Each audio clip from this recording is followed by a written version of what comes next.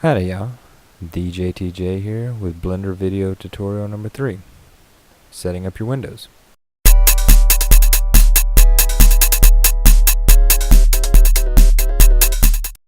So we'll go ahead and launch Blender by double clicking on the icon. And the first time you open it, this is the default layout for Blender. You will come here, left click, and go to the video editing. Now this is the default layout for Blender, and we're going to change a couple things the way I like to set up my workstation, and there's no real right or wrong way for this. It's whatever you feel is best. If you have dual monitors and extra screens, you can of course always set up pieces in different spots, but I like to use this setup I'm going to show you. So the first thing I do is I'll come to this tab and I'll left click and I'll bring up my file browser, because I'm constantly dragging things down from the file browser, so I like to leave that up. We'll go ahead and scoot this over some. Then I'll come over here to the left. I'm going to left click and hold and drag it over to right about there. Then we'll go ahead and switch this one to the properties. And that's it. That's my simple setup. It's important to have your file browser up because you're going to need. This is the video preview.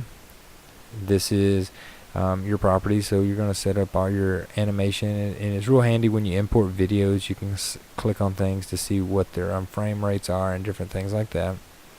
Your video sequencer is right here, and this is where you're going to do the majority of your work.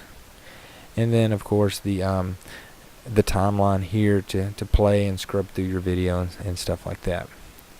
Now here's the important part. This would be the first thing that I do if I'm setting up a new video that I'm going to edit. And of course you'd want to go immediately once you've done this to go ahead and file and save as. So when you save as, it'll bring you here.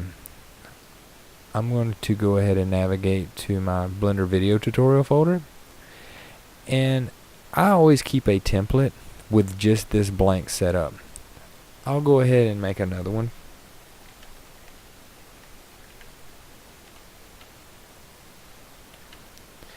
So I've named it template 2. If I knew that I was going to be working with this software over and over, it's kind of tedious that if I want to make 20 videos that I'm going to reset up my document the same way every time. You might as well just make a template that has it saved blank like that. Then you can just open that template, save as, and you've got 30 or 40 seconds worth of work already done for you. So I've got it saved there. I will go ahead and save as a Blender file, and there we go. That's how I set up my my windows and sort of my workstation, and this is how I'm going to edit all my videos. And that does it for Blender video tutorial number 3. Please watch our tutorial number 4 on importing. Thanks for watching.